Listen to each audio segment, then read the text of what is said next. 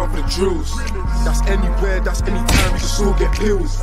I'm aiming for weeks, so I'm aiming to kill. Set up in the men's, don't give a fuck, you can still get drilled. All I wanna do is crush that porn. My niggas them told me make peace, we go to war. I said fuck that, I wanna drill 9, then drill some more. Smoke my man in the face, yeah that point got scored. Couldn't give a toss about law, niggas no CP. More time if it was done by the 7, it was done by me. I ride for my G's, put my heart on the streets.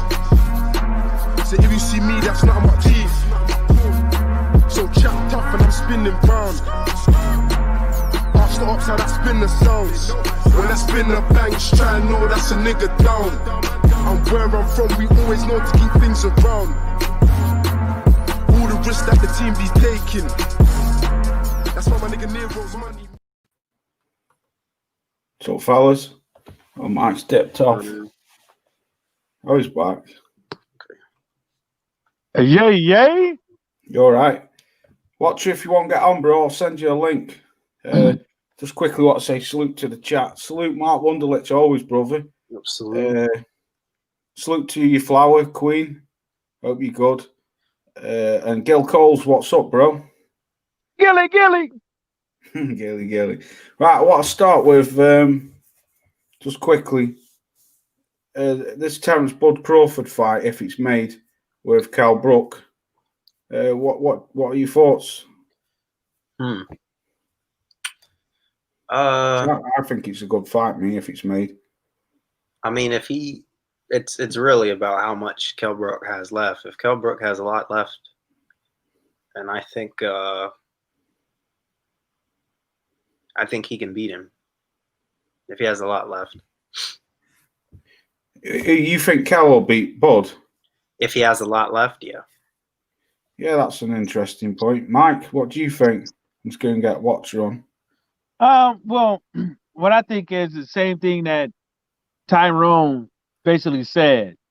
You know, your boy Stormy B-Man has something really good to say, which is basically fighters have to find their new 100, their new 100% and stuff like that. And that really is a fact, especially when people start getting 32, 33, 34 and above. But me with Kell Brook is that since he's it's not like he's having, a whole bunch of games and shit like that back to back and stuff like that. It's like 1 or 2 fights a year. So, if he could get in there and find his new 100, and not only that, do a good job, but really to tell you the truth, it's not about whether or not if Kell Brook is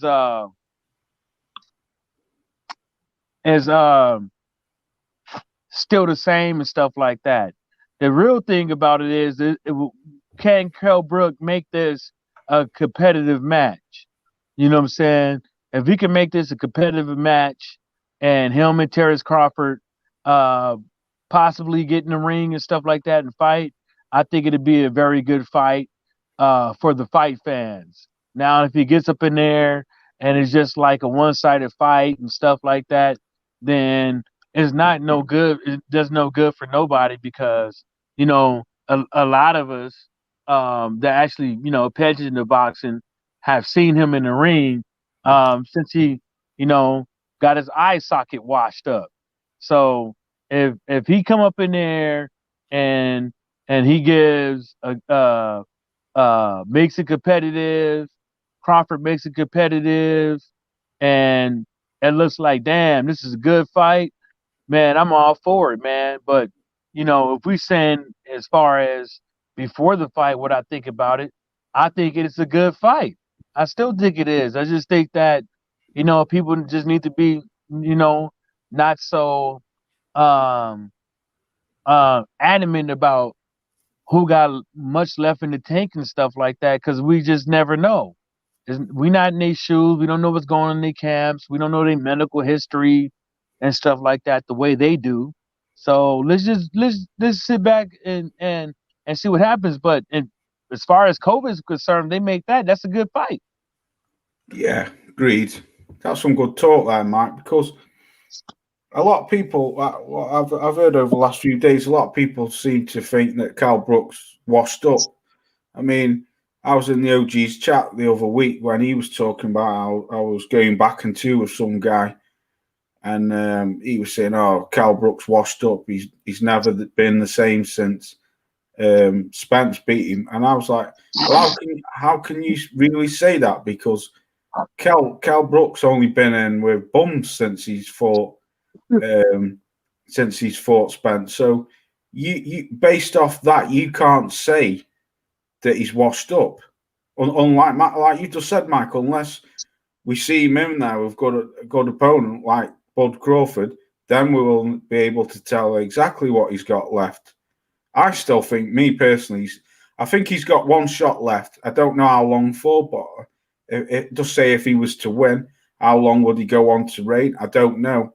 But I still believe he's got one, maybe a few good fights still left in him. But I just want to point this out. I just wish he would have done this a few years ago, because I do feel since the Spence fight, he's been sat on the shelf, and they're vital years that he could have been mixing it up with 154 fighters and 147 fighters. So if he's going to do it now, and let's see what you've got left. Watch your salute, bro. You all right? I mean, but that stuff years ago wasn't going to happen, you know, and that's a combination between promoters and boxers and fans, you know, and stuff like that. So, you know, I don't really harp on the stuff with the past when it comes to Kell Brook, because, you know, even if you take that aside, he did try. He just came up short. You know what I'm saying? Yeah. It's not like he just didn't fight anybody. He fought somebody and he came up short. And and that's what people got to understand is, like, you know, with these guys, you know, Terrence Crawford and Earl Spence and stuff like that, you know, what do people said the same thing about Wilder with them. It's like, you know, they got to fight somebody, or, you know, the fight got to be big, or ain't no money in that, and all this other stuff. But that still was the fight to define something, because if Kell Brook would have fought Crawford or Spence and beat one of them years ago, and then you look at Crawford and Spence right now, that would have made it all the world. You know what I'm saying? Not only just for Kell Brook, but the people that beat Kell Brook. You know, so that's just one of those things. It's just, you know, time would tell everything, but time would never tell it if you never tried. Yeah. See what I'm saying? If they're not gonna sit up over here and fight somebody that's actually worthy of being an opponent, you know, time would never tell it. You know, it happens with a lot of boxers. People say the same thing about, how come Muhammad Ali didn't fight this person? How come Sugar Ray Leonard didn't fight this person? How come Tyson didn't fight this person? Like some of the stuff, it is the fighter, it is the promoter. You know what I'm saying? But sometimes it's just not how the way the universe works. Oh no, yeah. You but know? I want to bring Watcher in a minute. I do feel though, Mike, that over the last few years, well, to me personally, this is how I see Kell Brook. I've seen him as a good fighter, and when he beat Sean Porter, and he held that belt for a few years, I saw him as the best 147 fighter at the time, because a lot of them 147 fighters who are there now weren't there at the time, and if they were 140 fighters, 135 fighters. So I saw Kell as the best 147 fighter. Okay, I see now when he stepped up and fought Golovkin, that was just a greed thing for me. It was just a money spinner. Deep down in my heart, I always knew he was never going to win. He was never going to beat Golovkin. But I just saw it as a money spin. And then I give all credit to him for going and fighting Spence. But if you can remember, it took a while for him to actually fight Spence in the end, because I remember I used to follow this guy on here called Travis Scotty for a while, and he used to always report, why is Kell Brook not fighting Errol Spence Jr.?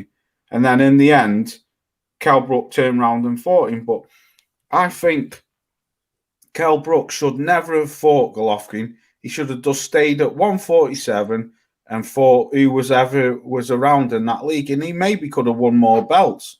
But I still, Agreed. I still think that he's got something to offer. Now, Salute Odd Fella, I just want to bring in Watcher quick, mate. We hear what he's got saying, and then you can go at that, bro. What up, Watcher? What up? What up? Not Good to much, be man. on. Nice to see you again. My bad about Yeah. yesterday, man. I got caught up with my car, and then it took me all the way until like a couple hours ago to fix it. My bad, homie. Oh no. Do what you gotta. You do what you gotta do. It's all good. Kell Brook and Terence Crawford. It is getting closer to being done. Not sure if it's gonna get done, but I like the fight. You know, I heard someone put out something about Crawford versus Egas again in a rematch. No one wants to see that shit again. So obviously for a while this fight's been talked about this year. I agree with what all you say about Kell Brook, you know, him performing on the night. I think if Kell Brook's not, he would be motivated, but if he's not physically in the presence, it won't be good for him. But if Kell Brook's on, if he's on, it's going to be a hard night for Crawford, because Kell Brook's very physical. He's very smart up close in that clinch. He's got a good jab, nice, powerful jab through the middle, and he's pretty precise. Now, given that he's a bit older now and he has had a lot of wear and tear, would that go? Maybe. But I like the fight, and I'm telling you, I mean, if Kell Brook's on it, it's not easy for Crawford, because Crawford's pound for pound one of the best, you know. And Kell Brook, he's just stepping up again, I guess, you know. Obviously, the Golovkin fight, as Loz said, that was some bullshit there. I mean, Eddie Hearn was going on about that story about how he was talking over dinner or on the phone or whatever and saying, oh, you know, since Chris Eubank won't do it, will you do it? And all this and that. So, good fight. I think Crawford. I got Crawford now. But, again, upsets can happen, and Kell's a really precise puncher, you know? Yeah. So, yeah, good fight, man. Good fight. Good talk. Odd Fella, Salute, bro. How are you? Y'all know what it is. It's your favorite, get your most hated, Odd Fella. Back for another live stream. Salute to the whole panel. Big up, Loss.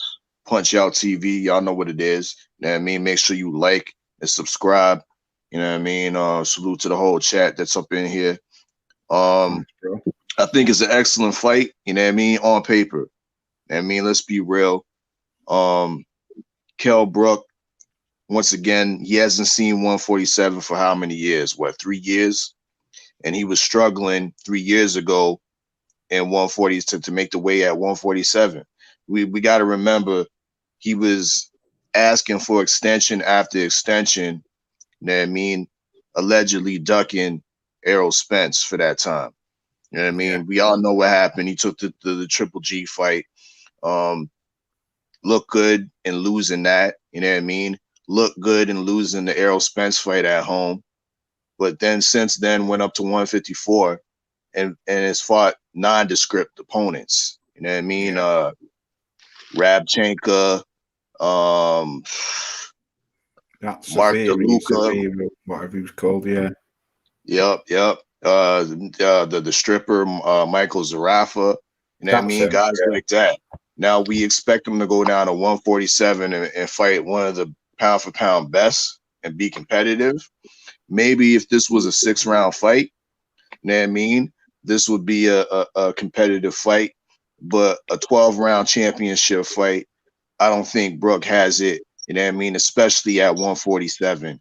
I still have a suspicion that this fight won't even happen for the fact that it might get blocked on the reason I say is BT Sports and Sky Sports. You know what I mean? On that behalf, is there some struggle going behind the scenes with that regard? Because why hasn't this fight been signed, sealed, and delivered yet? You know what I mean? I think that has a lot of things going on behind the scenes. Why this hasn't been solidified yet?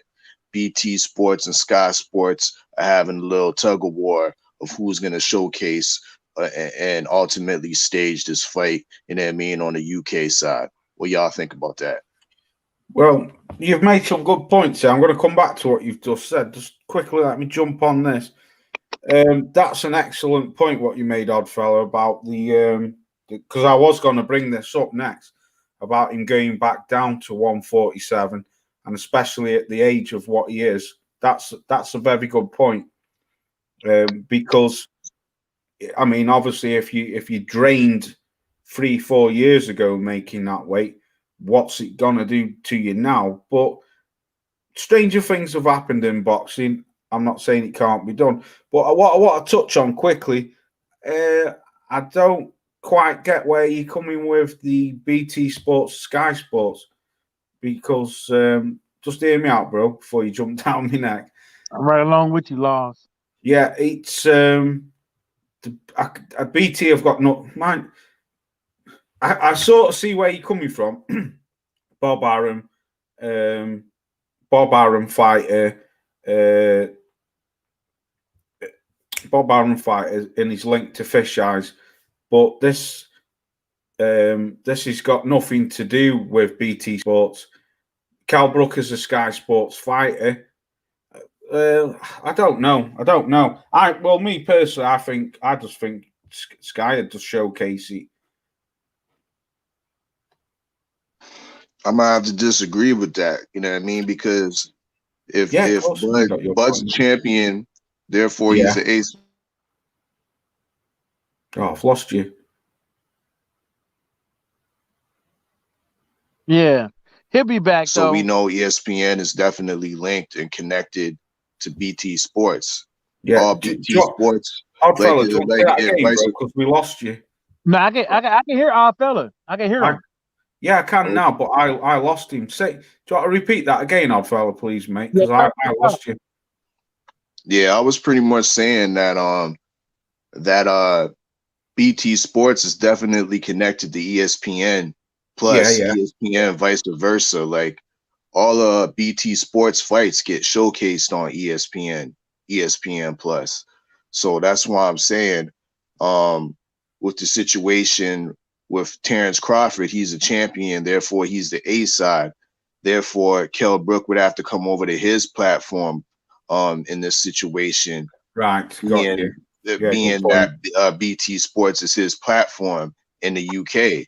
With that, so is Scott Sports stepping in the way of that happening, because Kell Brook has always been staged on Scott Sports in the UK. That's what I'm bringing up. Yeah, I get you now, bro. Yeah, I get you. I can see the Kell Brook part of it all being staged on Sky Sports, and him maybe having a yearly contract that he has to opt a fiscal year or calendar year contract that he has to oblige by.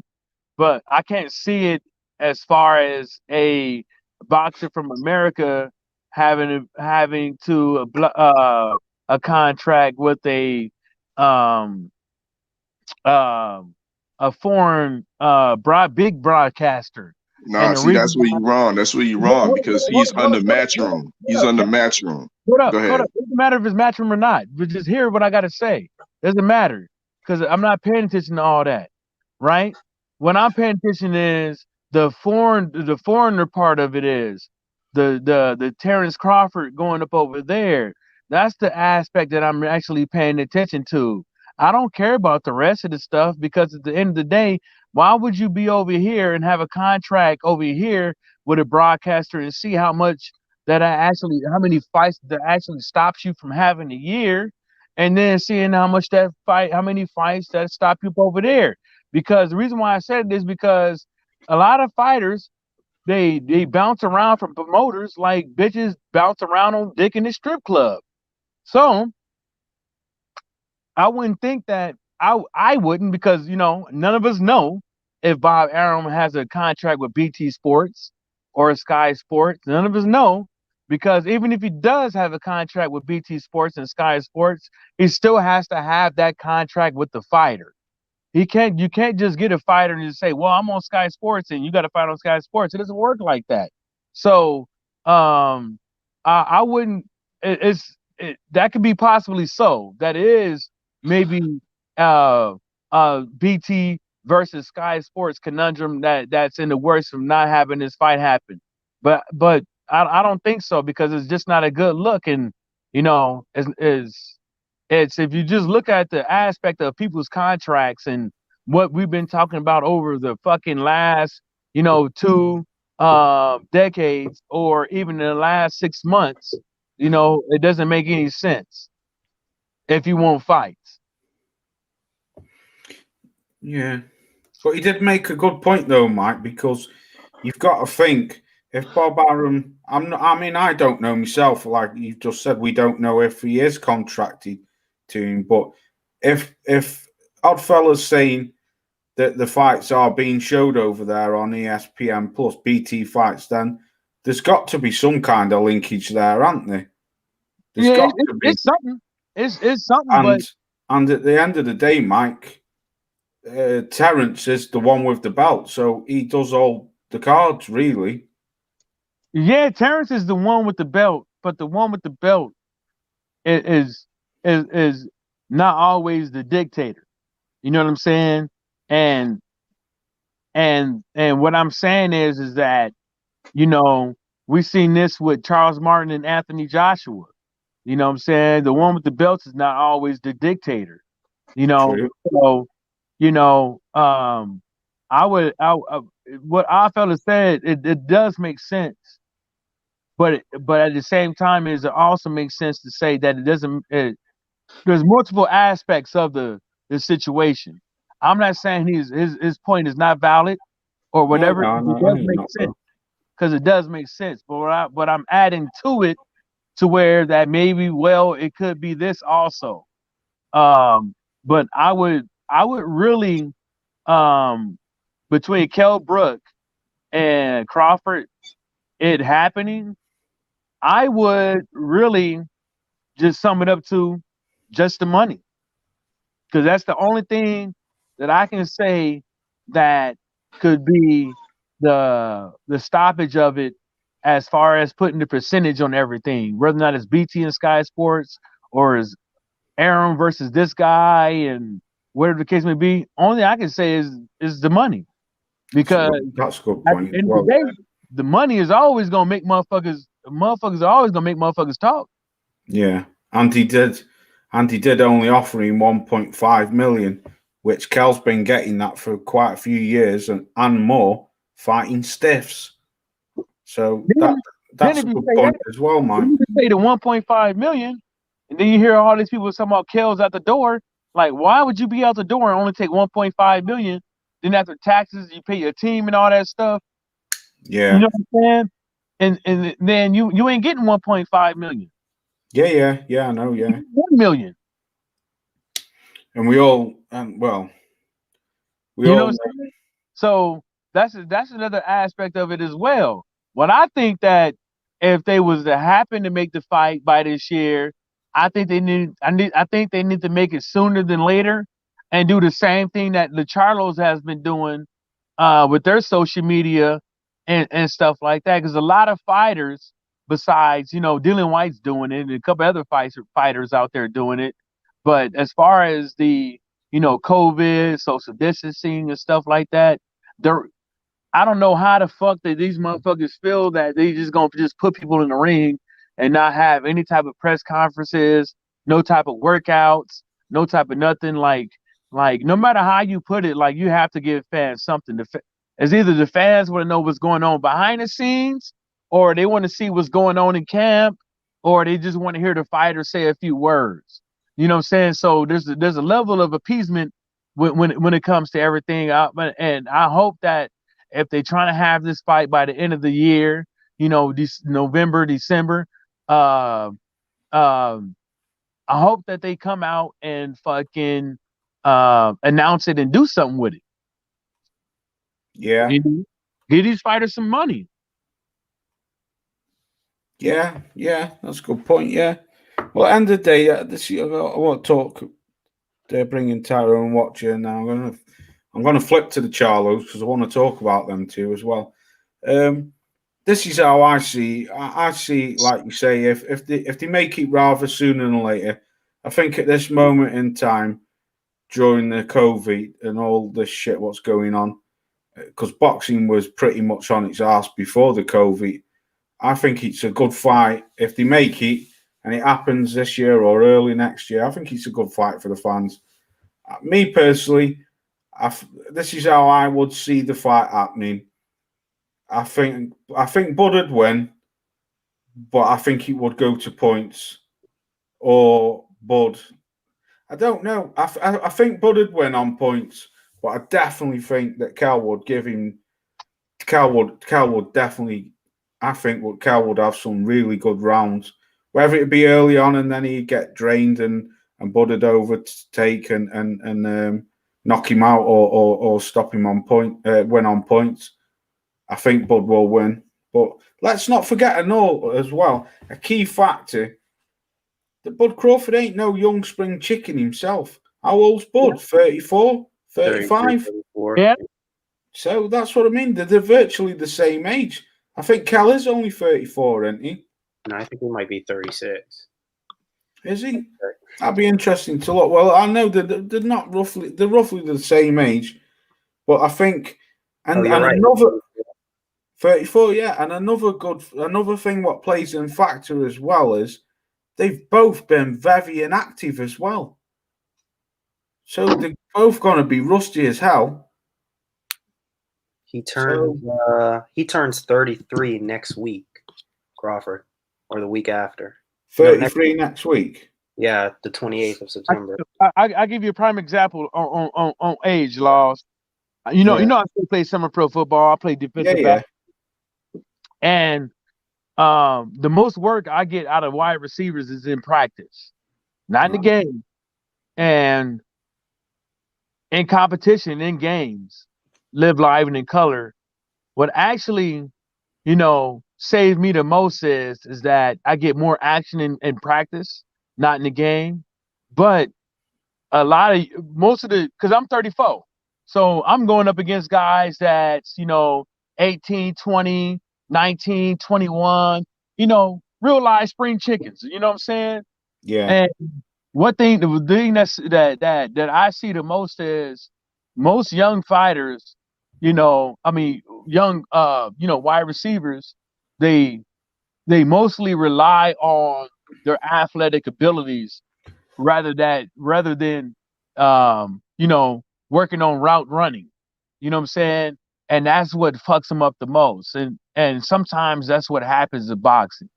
You have your real gifted fighters who just have a lot of things, athleticism and stuff. Some of the stuff with boxing just come easier to them as far as throwing different styles and different punches and footwork. Then you have boxers that don't have all that, but have the skills. You know what I'm saying? And sometimes you see that the fighter with the more skill set, or with the most, how would you say, textbook boxing abilities is the ones that win. And this could be that fight. If you look at Kell Brook and you see how many fighters that this dude been in with, whether or not he won or lose, there's something to be had for each of those fights. You see what I'm saying? The same thing with, he won a lot of fights. You know what I'm saying? Didn't lose, but there's still something there's still something about that when all you're doing is winning. See what I'm saying? When all you're doing is winning, sometimes that could just mean that you haven't been tested. Yeah. You know, and maybe possibly getting in with him, maybe, Kell Brook could probably, we don't know. People can sit up over here and we can analyze all day. There was sports analysts that swerved the gods that they know more than us and said that, Earl can't box. He about to get his ass whooped. You know what I'm saying? And so when you look at this might be the same motherfucking case. Who knows? Kell Brook come up over here and get him a unanimous or a decision or something like that. Or who knows? Might be, muster up a knockout. Yeah. We don't know. And that's the thing about boxing. People just want to throw people away because they have a few losses, but it don't work like that. You know what I'm saying? Ain't nobody gonna sit up over here and say this about Ortiz. Ain't nobody gonna say this about Dillian White. Ain't nobody gonna say Dillian White is washed up. Ain't nobody gonna say that, he's past his prime. Ain't nobody gonna say that. So why it was so, I'm not saying no, ain't nobody, because we think different than you people I'm talking about. But sometimes you just gotta sit back and watch, man, and just let to see how shit unfolds. That's all I gotta say. Yeah. What you got to say, bro? And Tyrone? No, I've pretty much voiced my opinion on it. Yeah. I mean, and then you, Oddfell, and then we'll switch subjects. I do think that if Kell Brook is close to as good as he was, around the Golovkin fight, if he's firing on all cylinders, I think he could beat Bud. I saw Bud versus that Kadorkis guy. What's his name? Don't know. Kavaluskis. Yeah, that guy, and he got hurt in that fight. But everybody gets hurt. But I don't think Crawford is at his limit. He definitely can't. He's not a fighter. He can go to 160, or I don't think he can beat some of the big guys at 154. I think he's just. I saw him stand next to some fighters. He's not that big. He's pretty short, like 5'7", on his most blessed day. He has good skills, but I think Kell Brook might be too big if he's 100. If he's ready to go. But if he's past it, then Crawford would probably get a decision over him. Yeah. Oddfellow, you, mate, before we switch subjects? Yeah, once again, I'm a skeptic of thinking this fight's going to go down. Hasn't the fight been made yet? Last week, we had Green Beans Kavaluskis looked somewhat impressive on ESPN against a fellow Canadian fighter. Stopped him with a nice combination, got him with a nice uppercut, called Bud out for the rematch. Yeah, that's an easy fight to make for Uncle Bob. You know what I mean? And you like to do things in-house. Time is running out, you know what I mean? If we, trying to get another pandemic special, that's definitely a plan B to look out for. But if the plan A goes on with Kell Brook, and Kell Brook's able to make the weight, let's say he's the Kell Brook of the Errol Spence fight, the Triple G fight even. Yeah. He's going to bring a lot of problems to Bud. A hell of a lot of problems to Bud. That boxing ability is nothing that I don't think Bud's ever been able to see, especially at that size. Yeah. So, yeah, I'd be very interested to see how that works out. You brought up an excellent point, Loss, earlier, that Bud ain't no spring chicken neither. Yeah. I mean, Bud got hurt, you know what I mean, unofficially knocked down in his last fight against Green Beans. Yeah. He doesn't look like he has the same type of reflexes. His legs aren't as spry as they once were. So Yeah. Kell Brook does have a solid chance if this fight does go through. I was being a little facetious earlier saying that, if this was a 6-round fight. But let's be real. Kell Brook's a serious opponent. You know what I mean? Whether or not he's been at 147 for 3 years, he's still that guy, man. I still remember when he was once ranked the number 1 ranked welterweight at one point. You know what I mean? He just made a mistake. You know what I mean? His promoter Eddie Hearn made a mistake by going the Triple G route. They should have unified with the WBO champion at the time, Jesse Vargas, and we'd probably be speaking a whole lot differently about Kell Brook today. But, in conclusion, it's a great fight on paper. I hope it goes through, but be on the lookout for that Plan B, Green Beans Kavaluskas. Yeah. That's excellent. That's excellent talk, that Odd Fella. That's good talk. Because at the end of the day, Odd Fella, like you say, we've got to be realistic, haven't we?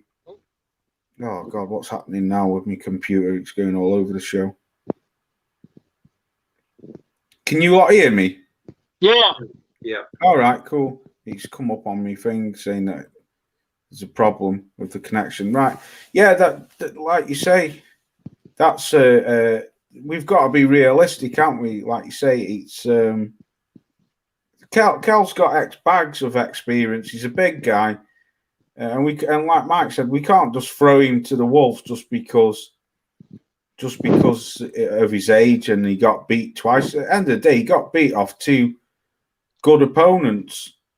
I mean, Errol Spencer's a cracking fighter. Golovkin's probably not as good as people have made out, but at the end of the day, it was always a mammoth task of a welterweight trying to defeat a middleweight.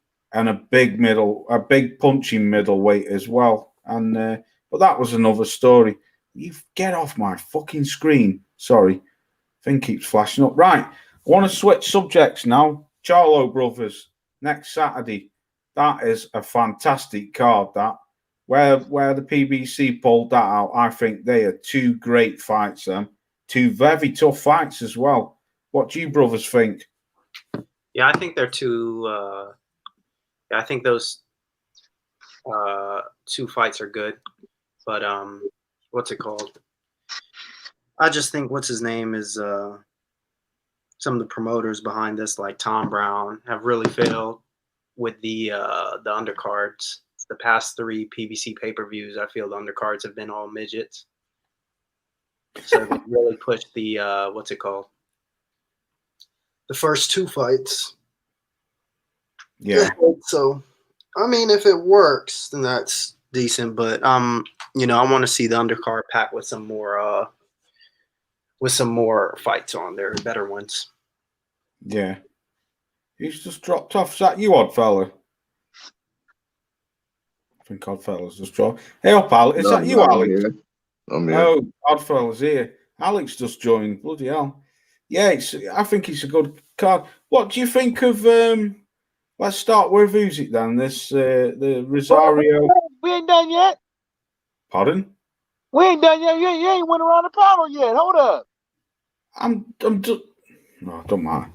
I'm going around the panel. That's what I'm saying. I'm starting with the Rosario fight, the Charlo and Rosario. I was going to ask round the panel, how do you see that going? And then I'm going to go with the other one, the Devranchenko and Jamal Charlo fight. My bad, Lars. My bad, homie. Sorry. Yeah, it's all right.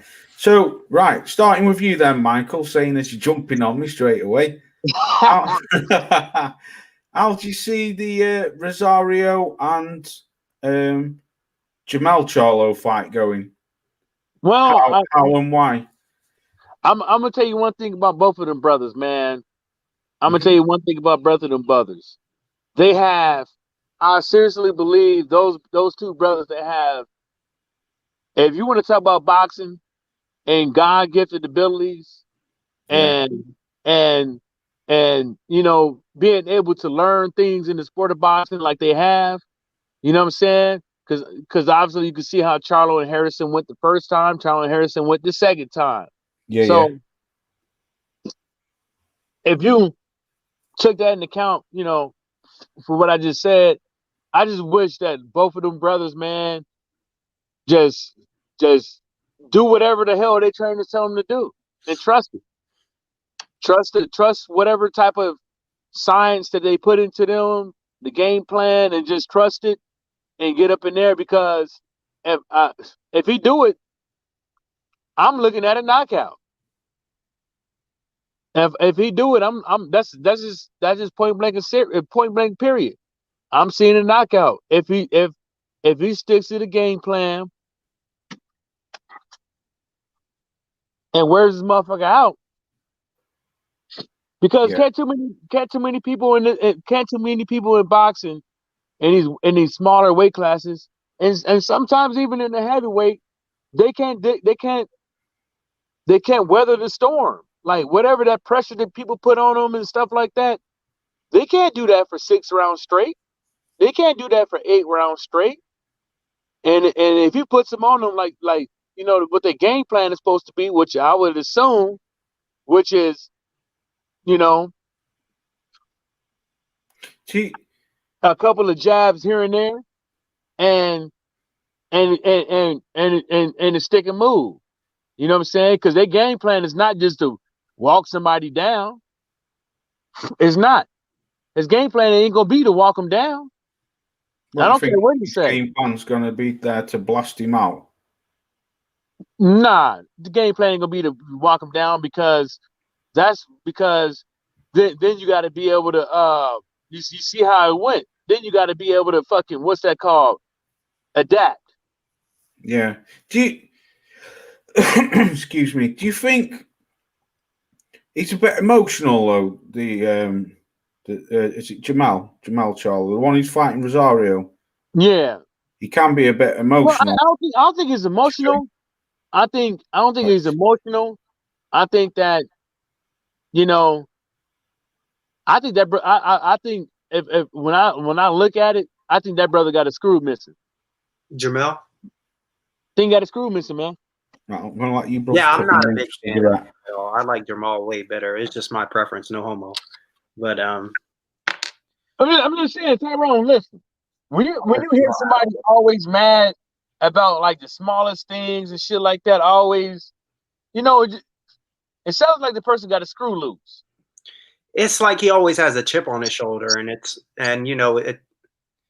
part of it is true because he's not better and he's not bigger and he's not stronger than his older brother, and his older brother will go down as a better fighter. But that's not what I'm saying though. What I'm saying is because only time would tell that. You know what I'm saying?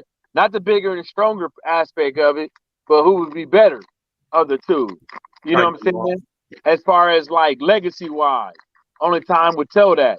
You know what I'm saying? But what I'm saying is that the dude just sounds like he got a screw missing to me. I mean, yeah. Like it don't matter. It don't matter if he's talking about boxing or not. He could be talking about something else. You get with a debate with him about whether or not the sky is blue or purple. He want to fight. I think that could all just be an act too, like trying to make something else that it's not. I'm not a psychologist, but if everybody compares you two, the two of you, and you're the only one with a loss right now, people are going to be looking. He got into it with his brother, didn't he? About who star lines only or whatever. Jamal does. Well, Jamal knows he's way above his brother. Well, Tyrone, he was doing that. He was acting like this before the loss. Yeah, he was. So, maybe you are right. Maybe it is just Yell at motherfuckers just to get shit happening. Maybe it is. Maybe it is pump faking. Maybe you're onto something, bro. I mean, I do think though, like deep down, he probably just has that chip on his shoulder. That's that he feels everybody thinks that his older brother is better than him. I do, but I think deep down he probably does. He feels something like that. That might be part of it, and part of it might be faking it. I mean, my brother what he said. He said, "Why does this dude always talk?" And he tilts his head to the side. He always has his head tilted to the side like he has like Tourette's or something. He's I don't know, man. He just Prince did it. Yeah. I've seen a lot of fighters do that, but Jamel's he's very hot-headed anyway. He's very different to Jamal. I mean, Jamal's patient and at least more patient and a bit Hey, more y'all, I'll be back. cool and calculated, and he is more likable. That's why when you hear in the arena, like you can hear the difference when they cheer and boo, sort of. But I think they're both great.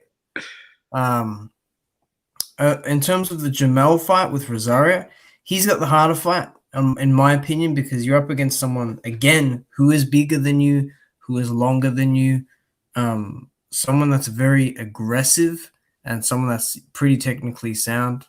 I mean, what Rosario did to I'm not saying Rosario is the most technical. I'm just saying he's competent enough. He's not like a Harrison where he's got to kind of box. Yeah, he's not as skillful as Harrison. No, I know he's not. I'm not saying he's as skillful. I'm saying the punching power. Yeah, he punches harder, and he can probably take a shot better. His physical imposing figure. It will be hard, but I think Jamel is the more precise puncher. I like how he keeps his hands up and how he keeps his guard and nice and tight. He has his chin down. He's got good snap on his punches. He can take a punch. Just don't trade. If you're going to trade hooks, I'd rather you not go for the head. I'd rather you get to the body, because you got to understand Rosario is longer, so there's more space to hit, and those elbows can only sit as a guard for so long. So I think if you go throw hooks at the same time, which is dangerous in the first place anyway, go to the body, cut that tree down, and then eventually you can let the left hook to the head go and that overhand right. Because look, Jamel punches really fucking hard, and I've seen him lay people out, like Lubin, Coda, all these other guys. Like, he hits like a truck. Like, I think he hits harder than Rosario, because Rosario had to get Julian on volume in the end. He hurt him with one, and then he followed up. Whereas Charlo, he can put you down with one or two, and that be it. You are out. I think actually, well, it wasn't really till I'd say it started this streak with the Hatley fight. I think he's a more precise. He's a really precise puncher, or Derek James has made him into a really precise puncher. I think he has this like the sniper sort of power, almost like he's kind of like Julius Ndongo, actually. If you know the guy who got balled up by Terrence Crawford, but I mean, before that, the way he got his title, most people don't even know how he got his titles, but he got it because he went to Russia. He beat Trivanovsky with a sniper-like left hand. Then he decisioned Ricky Burns, and that's how he got the IBF, WBA, and whatever else he had. But he had a similar record, right? He was like 22-11, or he was 22-0 with 11 knockouts. And Charlo's the same sort of a thing, like 31-17 or something. Like half of his wins are knockouts. So I think he's a much accurate puncher. I think if he's not thudding. Like he has this, I mean, the different types of power. Like you feel it power. That's his brother. Is just way stronger than he is. But Jamel has this sharp sort of a punch that he catches people off guard with. When he got Lubin, that was more timing, right? He hit him right where he needed to. Who else did he knock out? Same thing with Tony Harrison. Hatley, I don't think can take a punch. But yeah, I think he's just a sharp puncher more than anything. I don't think he's a power guy. He's not strong enough. Yeah, Jamal just has got some weird power on him. I mean, he can get you on the front foot, he can get you on the back foot. He is the better fighter in my eyes, and I mean, he's been very avoided. Very similar to Adonis and Wilder. Someone that's got a good jab and has power. It's very hard to deal with. I think Oddfellow, you carry on because we've been going on for a while. Yeah, salute. Yeah, it's when this fight over here, the fights come out, I mean, it's pay-per-view. I mean, I was kind of like twisted a little bit. $75 for the pay-per-view. But as time goes on, I'm like, yo, this is a damn good fight. 2 damn good fights. Nonetheless, yeah, we got some midgets on the undercards, but there's some decent midget fights as well. You know what I mean? But Jermell Charlo, he's kind of impressed me a little bit with his focus. I've been watching the workouts. Yeah, I mean, they've been having public workouts. I see PBC's Peeped Game from over Matchroom side because they kind of traditionalized that. You know what I mean? I never really seen public workouts until Matchroom did it. So it's cool that PBC kind of Peep Game and start doing it too. So you see Jermell Charlo doing the public workout, and he looked real sharp. He looked focused. He was smiling for once, you know what I mean? He wasn't that typical Jermell with the Napoleon complex, you know what I mean? Angry at the world, frequently talking about himself, narcissistic, you know what I mean? He was definitely playing to the camera, but you know what I mean? He was in a good place. He was focused. He was taking his workout seriously. He broke a good sweat up. You know what I mean? So it leads me to believe that he's ready for this fight. You know what I mean? And he has a serious opponent on his hand in Rosario, you know what I mean? AKA Banana. You know what I mean? Because he could be a banana peel if Charlo don't take him seriously. You know what I mean? But the percentages I got for this fight, I got it 52-48. You know what I mean? I got it that close. You know what I mean? A slight edge going to Jermell Charlo just because of his elite experience, you know what I mean? But I can see a stoppage either way, you know what I mean? To be real, you know what I mean? This is a real close fight. That's why I'm not beefing about the $75 no more, because it's just that close. Jermell Charlo always brings the exciting fight, you know what I mean? This is a unification for 3 fights. Teixeira, the WBO champion, is piped up, and he's saying that down the line he wants to as well. This is major implications in this fight. So I'm very excited to see how this breaks down. Rosario, definitely he's been looking good in camp as well. He's a bigger fighter. He seems to have a little bit of a size advantage. It seems to appear. So yeah, don't sleep on Banana Rosario. Now for Big Charlo, I was kind of disappointed in his workout. He was kind of the opposite. And usually I ride more with, I like Jermall Charlo more than Mel. I relate more to his personality more, but in this situation, Maul didn't seem to take the workout seriously.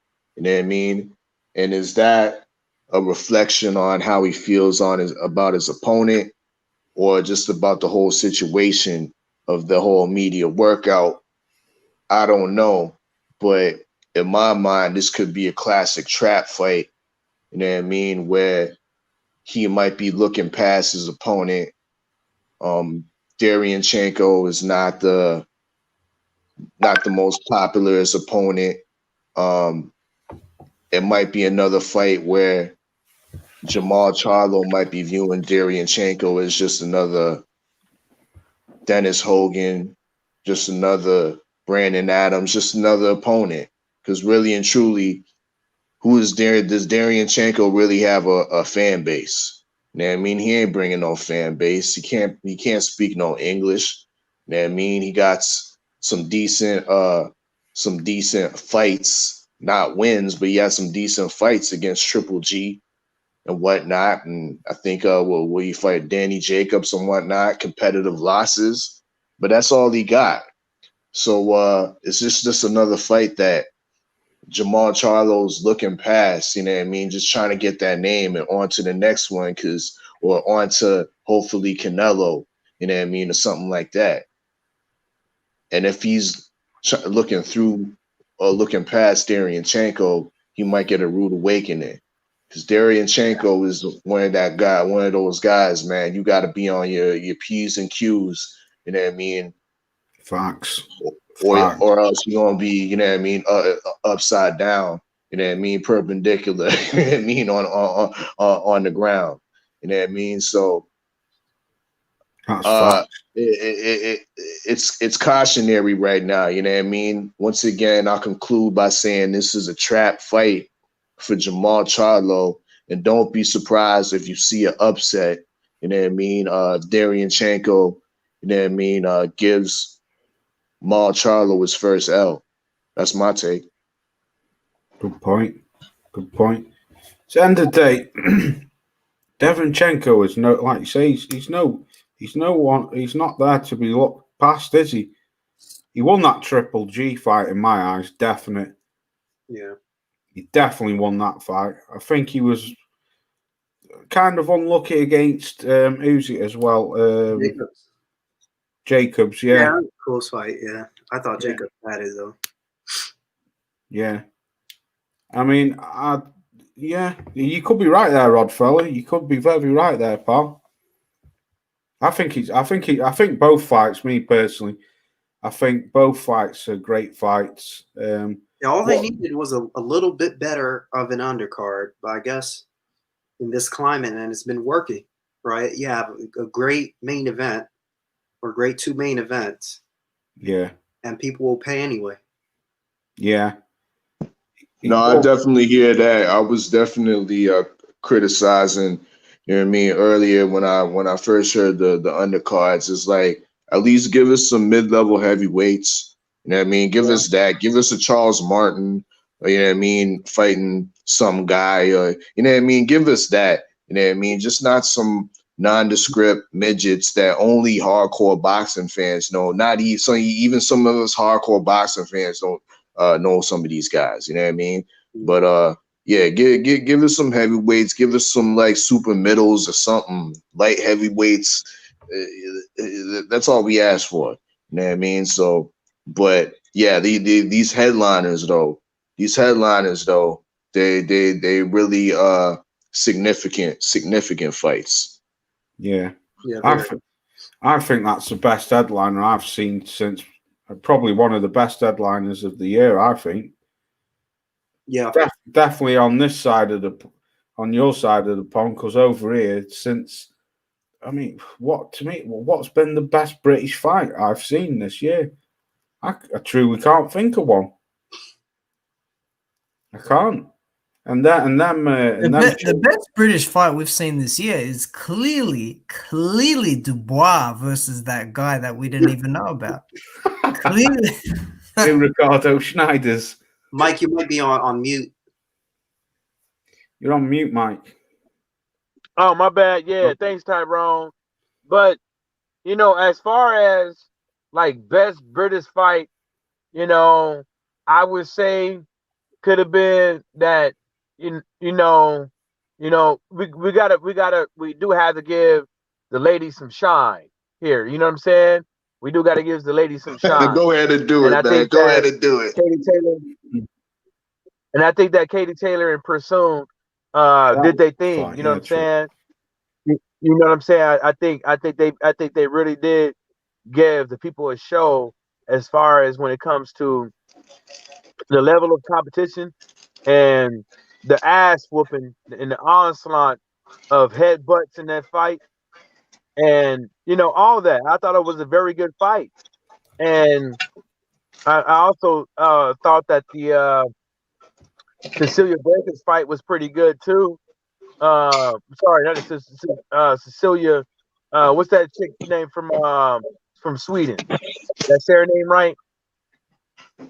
Yes. Yeah. You said it. Yeah. Right. Yeah, I thought that one was a good one too. I mean, we just can't leave it up to the guys to do everything. I think a lot of these women do put on very good fights, and then most times they're the ones who give us better fights than a lot of these men. You know what I'm saying? So, you know, you know, that Daniel Dubois shit was just it was just a fuckery. It was just some fuckery. That's what I'm saying, Mike. These British fights, what I've seen since the COVID, have been fucking trash. Nah, y'all are forgetting. Y'all must have forgot. You know what I mean? That's why I thought Michael Johnson was going to bring it back. You know what I mean? I was like, do your thing. You know what I mean? When I heard him saying something about you bringing it back, you know what I mean? I thought he was talking about Dillian White. You know that's what I was gonna say. White's the second one to fight. Because Dillian White brought it back. Dillian White brought boxing back. You know what I mean? When he was laying flat on his back, you know what I mean? That shot the boxing world. Everybody was up for that. You know what I mean? That brought a smile to everybody's face. Stop it. and nobody predicted that either. I mean, everybody thought that was gonna be a stopgap fight for Dillian White to get Tyson Fury or Wilder and to get knocked on his ass by an older dude while trying to avert good competition. That was like boxing's honeymoon moment of 2020. No, that was. I mean, as far as like, I don't know. Like, I want to, because you can't trust Edward Hearn to say why they pick a fight. You can't trust the Dillian White to say why they picked the fight. They always say the best possible means to give them an out for the boxing fan. But I'm gonna tell you this one thing. I seriously think that a lot of the promoters in the UK have taken a lot of tidbits from American promoters. And I said this a long time ago. The promoters and some of these boxers and networks is out here looking at us like we assets. They know now well that this boxer has a deal with this promoter, and he's obligated to have 2 fights a year because that's how he gets paid. See what I'm saying? You get paid for fighting. You don't get paid for not fighting unless you're getting a small little stipend to make sure that you're eating right, that you able to go to the gym, and your team is able to get paid monthly, right? And so when you see some of these fights, they know, these promoters, they know we're going to show up. They know we're going to tune in and we're going to watch it. I mean, I thought the Dillian White versus Povetkin fight, I thought that was going to be a good fight. Not a very good fight, but a good scrap. We all talked about it. You know what I'm saying? I called it 50-50. And, it did put a smile on my face at the end of the night. I'm not going to lie. It did. Yeah. I was laughing like a motherfucker. You know what I'm saying? Screaming at the top of my lungs like, oh, shit. Down goes White. Down goes White. You know what I'm saying? But, like Law said, it's like he can't remember because, a lot of these promoters, they took some of this shit from over here, looking at the fans as assets when the fans is supposed to be the consumers. Like, we're supposed to make sure that, y'all have good silk sheets to lay on, you know what I'm saying, all that shit, fancy cars, and then you get on Twitter and shit like that. We all talking about, oh, yo, man, you see that car him driving in? Man, that shit was dope. Blah, blah, blah, whoop, whoop, whoop. You know what I'm saying? See that house he got? You know what I'm saying? But then when these boxers is gone and they're forgotten, then it's gone like this get a GoFundMe page. You know what I'm saying? I'm just saying it's like at the end of the day, you know, I see why they doing what they doing because of the COVID and because of obligation of some of these fighters having to have X amount of fights a year. I see why. I see why we're getting bummed in months.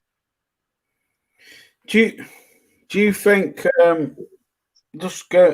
going back to Dillian White, but I don't want to rattle on too long about him. But do you do you think that knockout has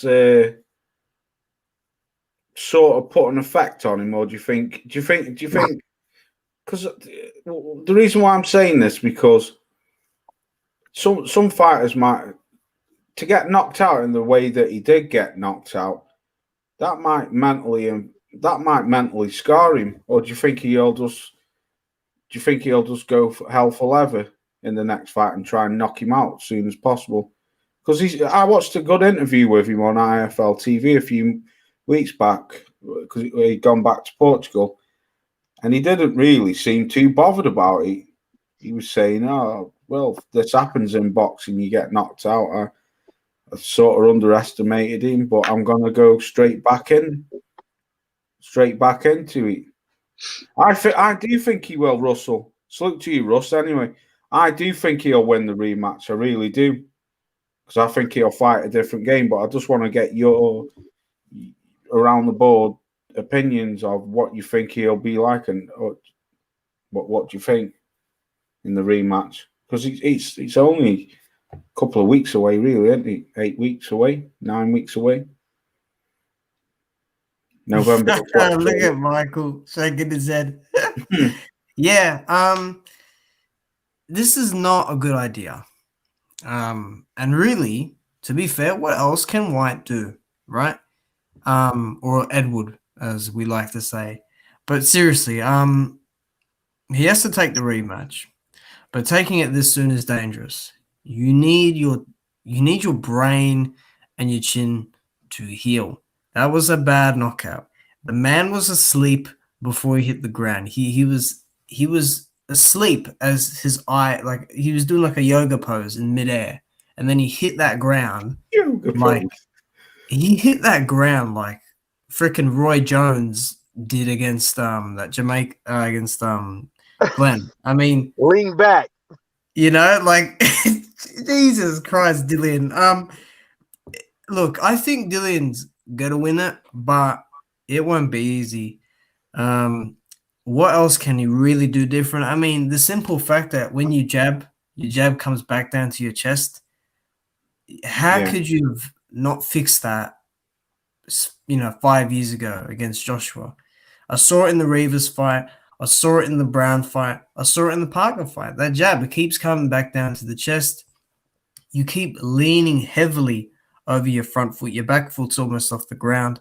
And there's just been too many excuses after the fight. I heard something that Dillian refuses to change something. I might be wrong there, but Povetkin was trying that shot all night. All this bullshit that Sky are pushing, Johnny Nelson, Loz, you would know about this. Like, they just push this narrative. Lucky punch, this and that. Dude, it wasn't a lucky punch. He was trying the shot all night. Yeah, that was Johnny Nelson talking out of his arse again. Yeah, like body hook and then uppercut, hook and then uppercut, But instead he tried the jab and then he pulled the maneuver.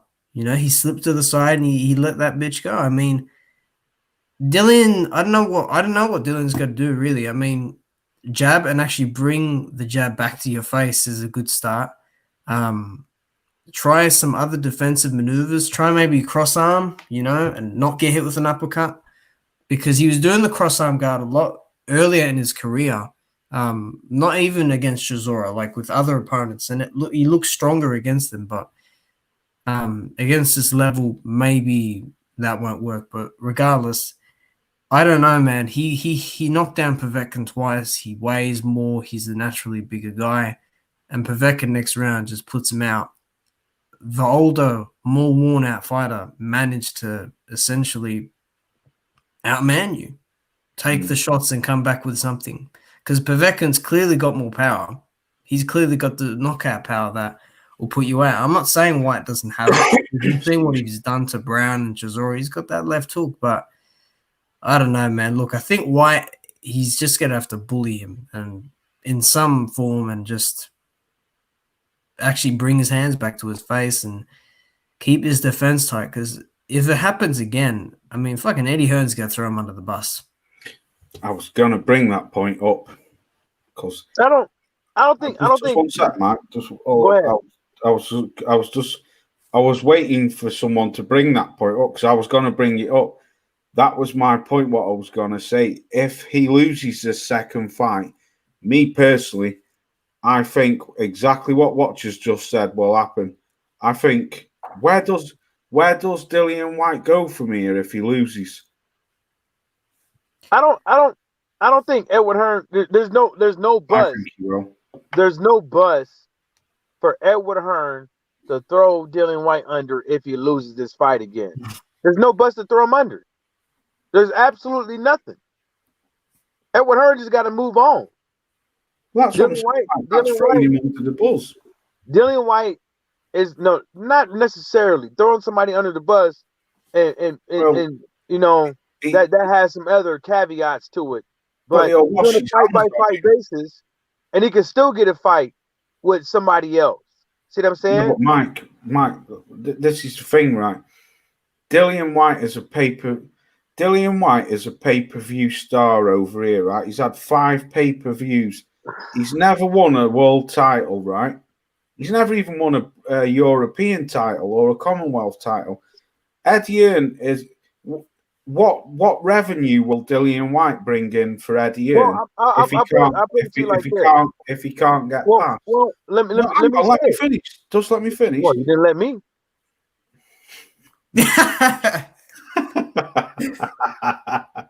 Go on then, and I'll piggyback off you. Go on then. No, because there's no bus to throw him under. Dillian White has always been, second rate between, real matchroom fighters. Dillian White's just a guy to bring in extra money and shit like that just to see how far he'd get. I don't even think Edward Hearn has put that much effort, that much emphasis behind him. Like, yeah, you will be a world champion. Don't think he ever think that in his mind. I just think that he always thought that this guy is always going to be able to bring some money in. Pay-per-view is not the only way to bring in money with boxing. Yeah, it's not it's not the only way. So with Dillian White, if he continues doing what he's doing and stuff like that, you know what I'm saying? Even if he loses this fight, he's still going to make money for Edward Hearn because guess what? That's the only shit he knows. And Edward Hearn ain't tripping. He can fight on undercards. He can fight his own main events. They don't have to be pay-per-view. They're still going to bring in money. He can fight some the White Rhinos and maybe go out there and get his ass knocked the fuck out by Daniel Dubois too. You know what I'm saying? There's still fight for him to be had, but it's just go ahead, Laws. Yeah, I see your point. I see your point, and you made some good points there because he could end up being like a Derek Chisora type fighter. I mean, that guy's got 9 losses on his record, and he's a pay-per-view star over here. So he could end up going that way if he was to lose a game to Povetkin. And like you say, he's bringing money in for Eddie. But what I'm trying to say is Dillian White is seen over here as more high class than people like Derek Chisora. But I did listen to a good interview the other week where someone was saying, "No, hold up." Well, no, I'm laughing because I don't understand that shit. Yeah, but Derek Chisora, Mike. This is how I see Dillian White, right? I think Dillian White is not a very good boxer, but I think he's a boxer who has been on a lucky streak. If you look at Dillian White's background or where he come from, he came with no amateur career. And he at first he was fighting for make money for his kids because he had a so-called child when he was 13 years old. But anyway, putting that aside, I think Dillian Whyte has been a lucky fighter who's not a very good fighter, and he's got as far as he can. But I believe, like what Watcher said, if Dillian Whyte loses to Povetkin the second time, there's nowhere for him to go because it shows the world that he can't get past an old, really washed up Povetkin. Now, if you can't get past a 41-year-old, how are you gonna catapult yourself? No. Hang on, I've not finished. Because Laws is basically saying is that, you know, at the end of the day, this is as far as he's gonna get if he loses against Povetkin. That's as far as he's gonna get. You know what I'm saying? Povetkin had how many times at an heavyweight title? Yeah, but that's Povetkin. What I'm saying though, yeah, Povetkin is not under Eddie Hearn. He's nothing to do with Eddie Hearn. He just fights on. He's just come over here, and because he fought Joshua, he's just tagged along with Matchroom. He doesn't fight for Matchroom. But what I'm saying is, if Dillian Whyte, right, I'll try to cut it down quickly. If Dillian Whyte loses to Povetkin the second time, right, where does Dillian Whyte go from there? He ain't gonna fight. Domestic level. That's where he goes. We've seen this before. Listen, we've seen this before. Remember when David Price used to be rated highly touted, and then he met a listen. Can I go? Can I go? Because you went like 2 times. Let me speak. Let me speak on this subject. I mean. Now we seen this before. Yeah, I mean, David, we seen this before. Go on, fella. We seen this before. David Price was highly touted, undefeated, all the power in the world. I think he had some Olympic pedigree or whatever. David Price ran into the American experienced Tony Thompson, gets stopped. You know what I mean? Everybody thinks it's a fluke. I think Tony Thompson might have even popped. You know what I mean? Popped dirty for that fight. You know what I mean? They come back for the rematch. You know what I mean? Everybody still thinks it's a fluke. Of course, over UK side, what happens? You know what I mean? Tony Thompson KOs David Price once again. You know what I mean? This ultimately could happen again with Dillian Whyte. Povetkin might just have his number, but. You know what I mean? What happens after he gets KO'd again, after he gets stopped again, after he takes another L? David Price was still able to live. You know what I mean? He was still able to eat. You know what I mean? He fought many fights after, you know what I mean, the Tony Thompson victory. He had many chances after the Tony Thompson victory. You know what I mean? I think he had a chance against the German at the time, Erkin Tepper. You know what I mean? He failed against that, you know what I mean, chance. You know what I mean?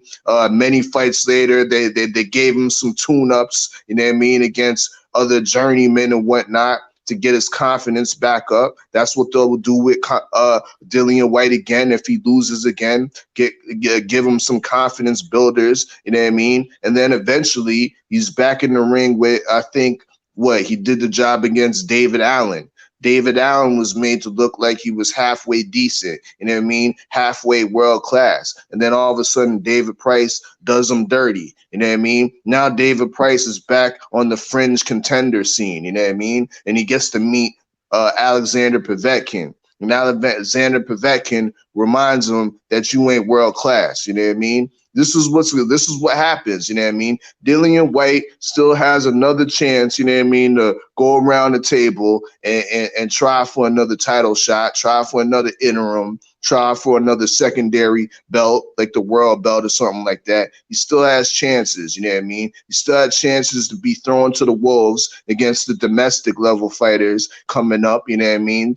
Such as the Danny Dubois, maybe even, I wouldn't even say that because he's managing them, well, Fabio Wardley and shit like that. But some of the other guys on the come up, like the Philip Hergoviches, you know what I mean? So yeah, it all remains to be seen, but he's still got work in him, you know what I mean? Whether he takes another L or not. Well, Yeah, but I wanted to comment on that too. no, hold up. That's But my hold up, because go on. because L go right after me, and that's the reason why I was trying to stop you, I fella, because that's what Laws was talking about. I wasn't trying to talk. Laws was saying that same thing that you were saying, but at the same time, as for you to get up there to the championship level that we've been seeing in boxing, you have to be behind the promoter. But on the flip side to that is you have to get past fights. And Dillian Whyte is not going to get past these fights. He got lucky with at least 2 fights that we know of before he got to where he is right now after getting knocked out by Anthony Joshua. If he gets knocked out by Alexander Povetkin, guess what? Most likely what's going to happen, another boxer is going to come around and knock his ass out again, because he has been getting lucky. He got lucky against Joseph Parker. He got lucky against Oscar Rivas.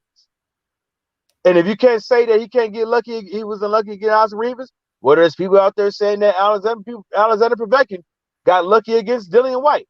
But go ahead, L. My man said I don't want to talk, and he starts talking, bro. Fuck, Mike. Nah, I'm just messing with you. Nah, but to both of your points, as far as if he loses, I think he still has a career. Because if you think about it, bro, like don't be surprised if David Price still gets sold on the public of the United Kingdom, in the future. And David Price has no tread on those tires. But I mean, even what's his face, Dave Allen. I mean, he's terrible. I think Dillian Whyte's son might be able to beat up Dave Allen. And I mean, like, would I be surprised if he's a headliner or part of a headline on a fight card in the future? Especially at the UK level, absolutely not. But I mean, that to me, like, I'm not even knocking it no more.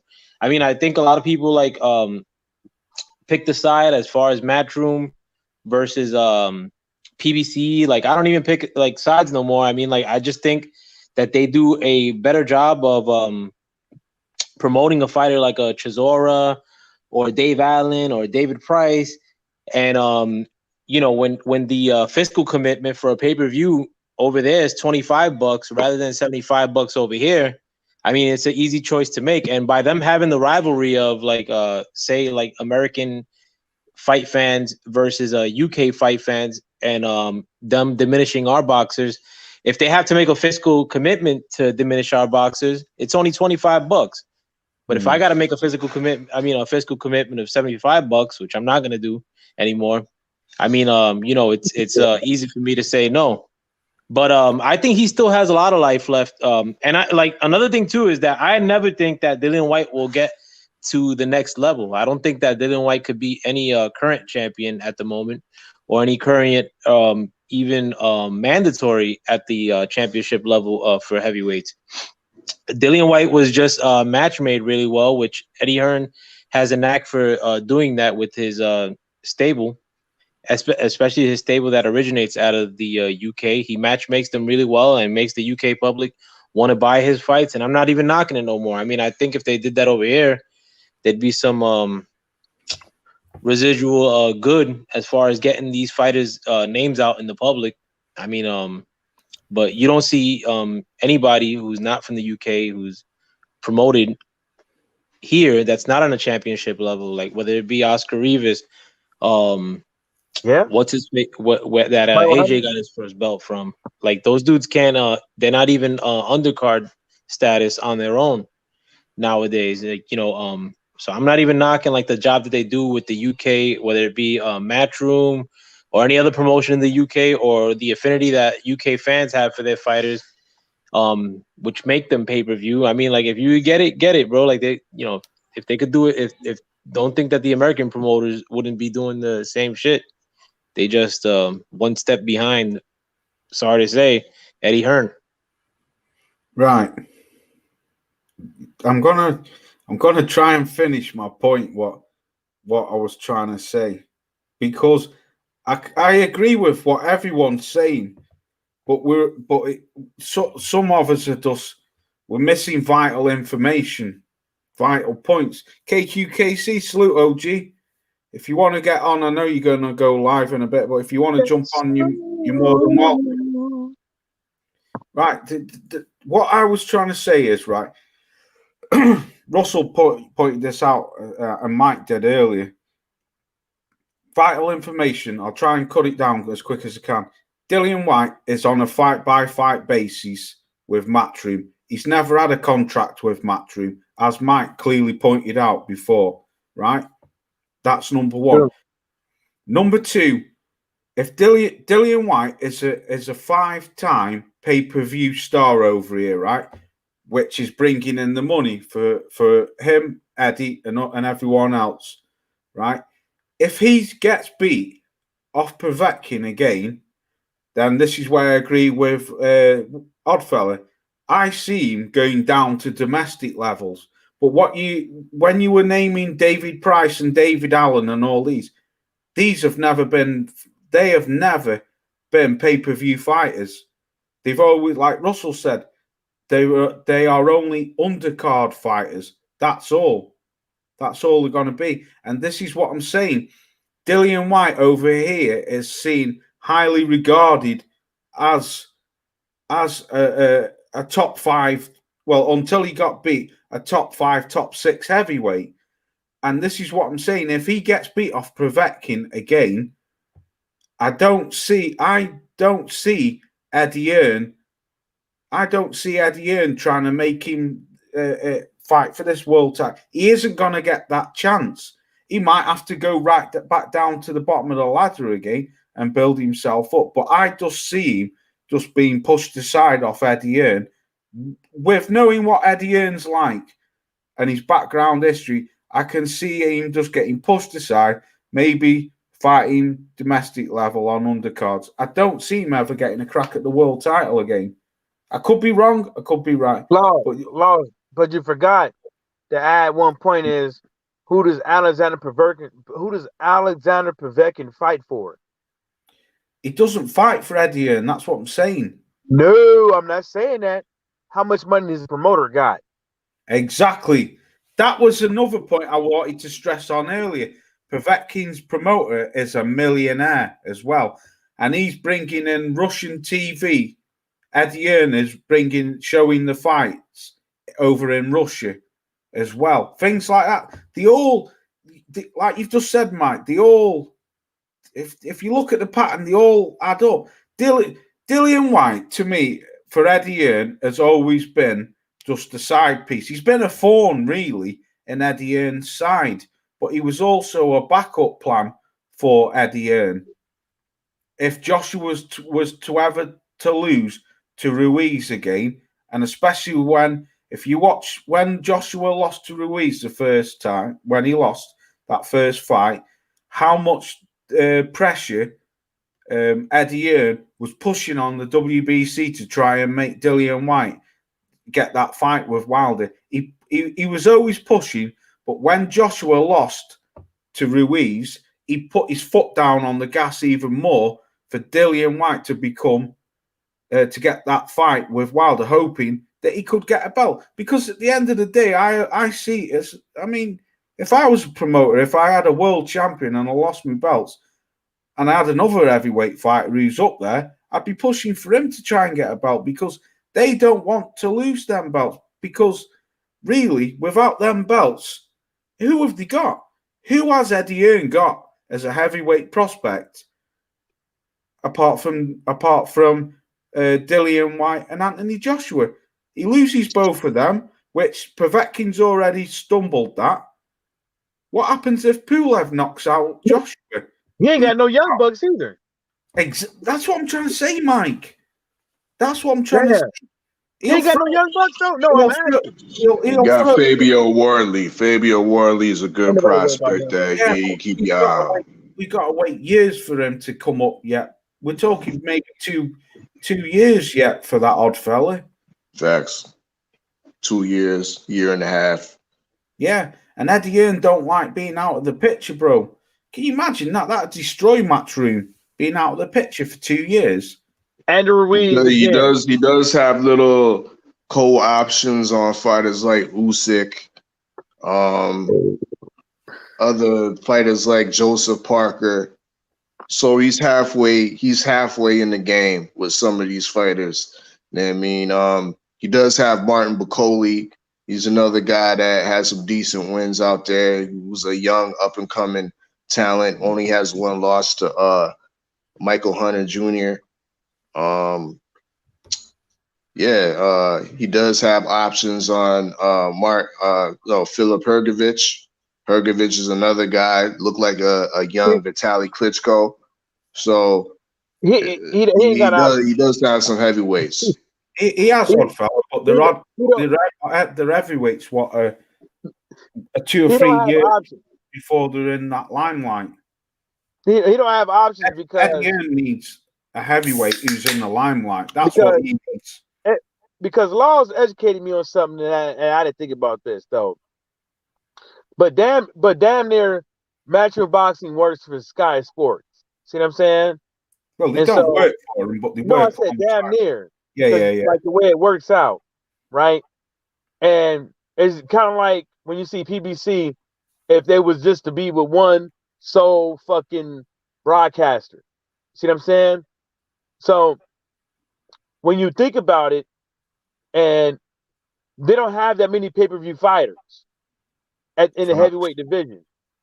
So majority of their money, because I don't know how, the Triple BOC runs their boxing contracts out there in the UK. I don't know. Ain't never looked one up. Maybe I should. But if I look at it out here, it's all a percentage game, right? So the more money the fight brings in, the more percentage that everybody gets. You can't get nothing if you ain't got nothing. Facts. If Andrew Ruiz would have whooped Anthony Joshua one more fucking time, the shit would have went fucking downhill. That's what I'm saying, Mike. And then they just would have had a fighter on the fight by fight basis, a fighter they waiting for 2 years to come up. Maybe they could rush him to get knocked out so he could say he's like Anthony Joshua at 19 fights or at 17, 18 fights, right? It doesn't work. But me personally, on what Edward Hearn based everything off of, which is accolades, he'll be done.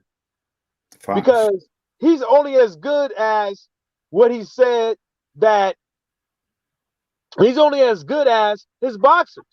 So if he pumps his boxers up in every article you read, and every time they want to talk about him, he want to bring up their whole fucking history.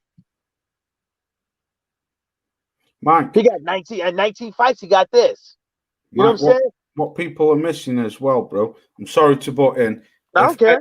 If Eddie Hearn had Daniel Dubois on the books, then it would be a different matter.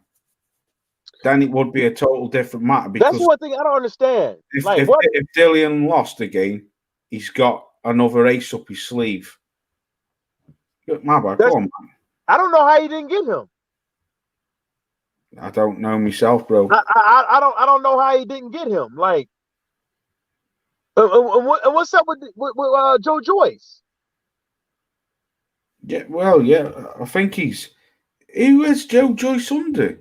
I know David A is David A just his manager, or is he his promoter as well? No, he was with David. I think Joyce was going to sign with Eddie, but because Joyce is so slow, he couldn't get pen to paper in time. Oh my fucking god! Nah, I don't know what the story with I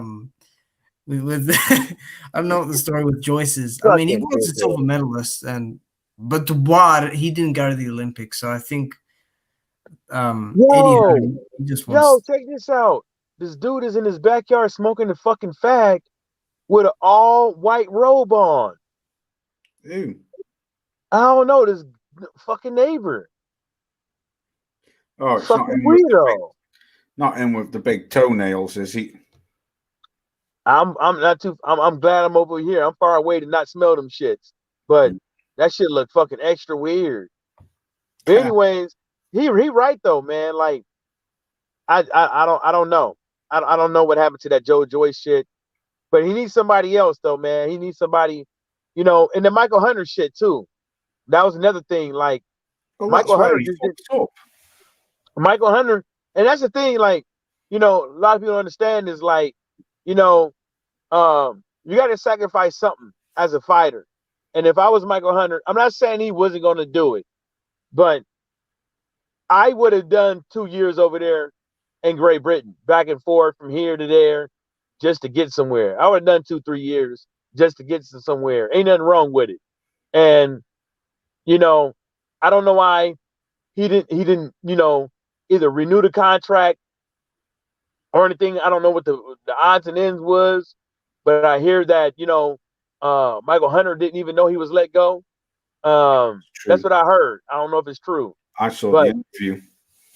But I just think that it doesn't make sense because that was a guy that already faced the same competition that fucking Dillian White has, right?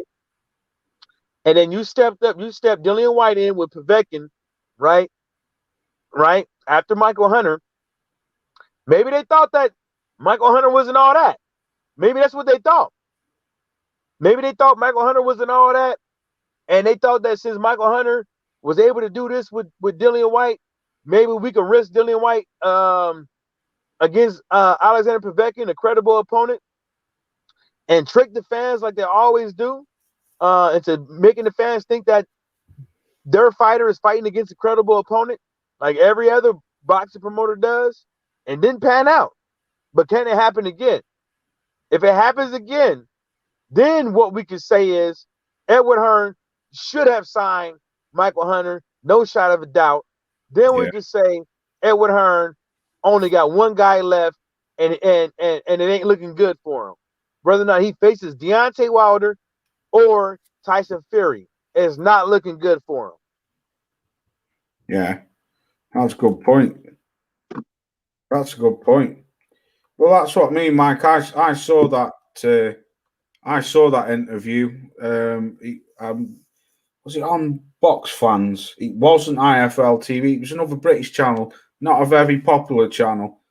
Boxing Fans or Box Fan, it was called. And he was on there, and he said the same thing. I didn't even know I'd been let go. I saw it come up on Twitter that had been released, and he questioned it, and he'd gone. But I'm going to get ready, close down now, fellas, because it's getting a bit late over. It's like I'm going to try and watch. You don't be in the bar saying, "Hey, which one of y'all for the fuck you say?"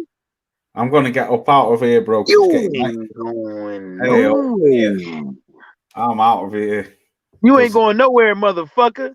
Some good fights on, and I'm gonna jump on KT. I don't give a fuck. You ain't going nowhere, motherfucker. You can watch them on your shit. Take your ass in the living room. Put that fucking screen in front of that shit and get your channel blocked. That's what we gonna do. Yeah, they'd love that, wouldn't they? Fucking hell. Did you see that video I did the other day? Man, I don't know how the fuck. I can't tell you. Maybe ask iFella, but nigga, I can't tell you how the fuck you get your videos blocked like that. I can't tell you all the time, Mike. Trust me, I can't tell you. It don't. The only one time a video got blocked for me is when I played 8 of my uncle's songs. Black Mike, I got hit by Empire 8 times, Empire Records, and somebody else, and they just basically took my shit down. But I ain't never had my shit taken down like a video that you uploaded. Yeah. Like that, like right away. Like no. I always get smacked off them. I always get smacked off them. I thinking me. It ain't your intro because it's not my intro because I still make videos with my intro. What it is, Mike, is I don't know, mate. I don't know what it is. It's just something that my channel's been targeted, bro, from day one. And my subscription's always going down, down, down, up, down, up, down. I put fucking videos on there and I get them taken down straight away. I mean, all as I did, I cut the Povetkin fight down to 1 minute. I didn't, and all it was the 3 knockdowns. I showed 50 odd seconds of the 3 knockdowns, like all together. Bang, got taken down. Yet I know there's people on here putting full fights on after the fights happened, and Not even full fights. Me and I felt like, ask our fella, we could go on YouTube right now. We could watch full fucking movies. Yeah, like the same movie that you have to rent on YouTube, you can find on YouTube for free. Like, and you ain't got to search hard for it. You just type in the name of the movie. Yeah, and it's sad because, like at the end of the day, I'm not mad at, like, I'm not mad at people that post the whole fight on the YouTube, because that's easy work for me to go watch the fight. Yeah, what I'm saying is that at the end of the day, if you're gonna make these rules and shit like that, they need to be more enforced. Facts. You know what I'm saying? Facts. And I'm not mad at the other shit.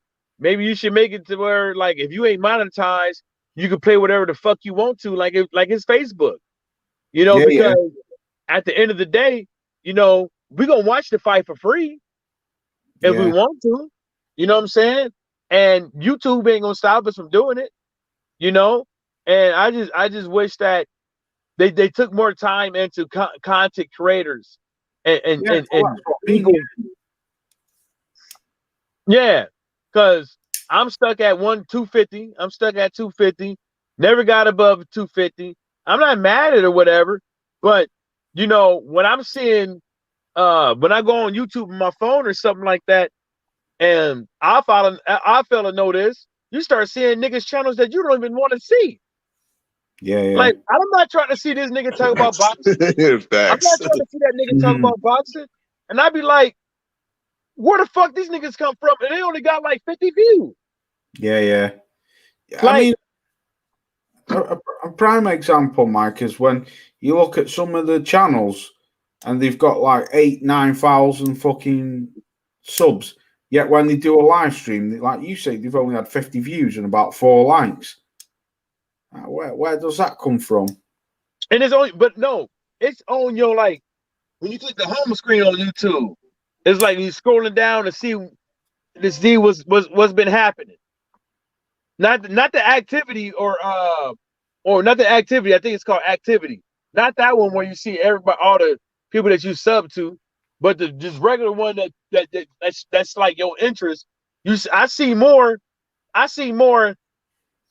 fucked up ass boxing videos than I see LDBC videos. I never seen a random Laws Dawkins, Tyrone, Oddfella, Stay Ready, a video come across my screen. Never. And I'm subscribed to them. Never seen it, just scrolling down. Never seen it. Yeah. I gotta go to the activity to see who was on live, who just dropped the video. Like the one you click on to see the notification one. Yeah. Notification part. That one, I gotta go to that one to see all that shit. That's fucked up, because I remember you telling me that they'd not unsubscribed you, but they'd knocked your notification off. Oh, I ain't tripping though, but I'll tell you what, I ain't never seen the Laws Dawkins or Oddfella, Tyrone, Watcher. I ain't never seen y'all come across my screen. I was subscribed. Good old YouTube, eh? I ain't never seen a Tally Enigma either. 78. Nope. I got to go to the activity. The only ones I seen was Fanon, and Dante's, and what's the other one? The Boxing Voice. Yeah. When I scroll down. That's what that is. Russell's put, I get random right-wing nonsense. I hate that shit. Yeah, I mean, you know what most things I hate is when you're trying to watch a boxing, when you click on the page, right? to watch a live boxing show, right? A live boxing show, and the commercial was a political commercial. Yeah, Man, I'm like, and it's about Donald Trump. God, that's shit you don't want to watch. Right, I'm gonna get up out of here because it's getting late. No, man, you ain't going nowhere. I'm gonna keep your ass on here. Remember that No, time me and you was out there at the strip club, and I stick my finger up that bitch booty. Right, I'm out of here. Right, have a good one, all. Odd fella, thanks for coming through. Yeah, respect, you know what I mean, for shooting that link, you know what I mean? Salute Michael Johnson, boxing, in the dig, salute everybody in the chat, and I'm Gizon. Salute to you, odd fella. Have a good week, bro. Yeah, you too, bro. Have a good week, odd fella, and let us know when you go live, man. So one of us come on over there and chop it up with you, and or just be cordial. Yes, sir. Right, salute Russell. Thanks for coming through. Russ is a good bro, man. Russ been with me virtually from the get-go, Russell Newton. It's good to see you around. Yeah, this brother here, Russell Newton. Russell Newton? Yeah. But Loz, I'm 59. Why I feel like I'm targeting me. Lol. Nah, he's a good brother, this guy. He's been with me. I think Russell was number 8 sub to me. It's great to see. When you see people like that who are still with you, it's things like that, like seeing people like Russell Newton and people like that. There's a few others like Branulus. I haven't seen Branulus for over a year, and he popped up the other day. People like that. Yeah. It makes you want to. Yeah, Branulus. Yeah, he popped up. But when you see people like Russell Newton and that, it makes you want to carry on making content, because there's been many, many times I've thought about shutting this channel down. Many times, especially since my father passed away a few months ago. I come home from work and I look at the boxing news, think, should I report that? Oh, that's boring. I can't be arsed with that. I just think, you know what? I can't be arsed, Mike. I can't be arsed, because it's been an uphill struggle, man, for fucking 2 years. Yeah, I'm gonna tell you what, Laws. Salute to you, Ross. Have a good one, mate. Yeah, go on, Mike. I'm gonna tell you what, Laws. Like, I'm kind of like, when Brooklyn said that shit a minute ago, that shit, I felt him. When he was saying, like, fuck this shit, I'm tired of all this back. Like, I feel him. Like, when I'm hearing about this, and it's like, before I even found the LWC, I always used to read boxing news and shit like that. Yeah. Watch weird fights. I never, watch, just fights in Mexico. Don't even know the niggas' names.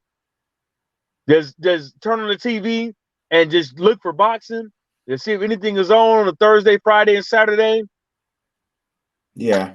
And then it just seems like over time, like, not with the watching boxing part, but just with the bullshit of just reading the news and paying attention and stuff like that. It just puts a sour fucking taste in your mouth. Exactly. You know what I'm saying? Exactly, and Mike. it makes me wonder where I start fucking up and not paying attention. It seems like I have been paying attention to more of the fuckery than what's going on in the ring for boxers. Facts. Like paying attention to the names, paying attention to the fight styles, paying attention to all that. It seems like with all this bullshit going on, I've been paying attention to the wrong thing. And I think that's what I've been doing. Yeah. I don't think in the last 2 years I've been paying attention. I've been giving more energy towards this, me looking up and reading and listening to on YouTube the bullshit than watching the fucking fight. Yeah. And analyzing it. Yeah, that's true, bro. Mike, that's why I don't make many videos anymore. I'm so like I say, bro, since my dad passed away, I have lost a lot of love for the sport of boxing. I've never, when I first started off, right, bro, when I first started my channel, I was very aggressive and I loved ripping fighters because I thought that's what I just found it funny. Like Tony Bellew, I've always hated him. He's a clown. But I used to love ripping him and Fat Dusty Miller. And I used to get more views doing that and stuff. But I thought to myself, nah, this is not me. I'm not that type of person. I'm quite a laid back person, really. But then I thought to myself, I don't want to be one of them channels, Mike. What's breaking news? He said this. Breaking news. He farted. Breaking news. That happened. Breaking news. He went freeze. You know what I mean? I'm not one of them people.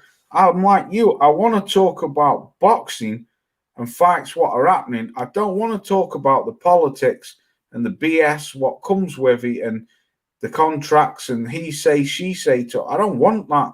I just basically want to pay attention, like you say, what happened in the ring, talk about a fight, what's coming up, and then talk about the fight after the fight. And that's it. Rusty's put, we are living in a fucked up world at the minute. Yeah, you're damn right. Oh, there. it is. It is because Damn it's right like there, Russ. it's like everything on social media and everything, even in the on the news, is like gearing us to be a whole bunch of gossip queens. Facts.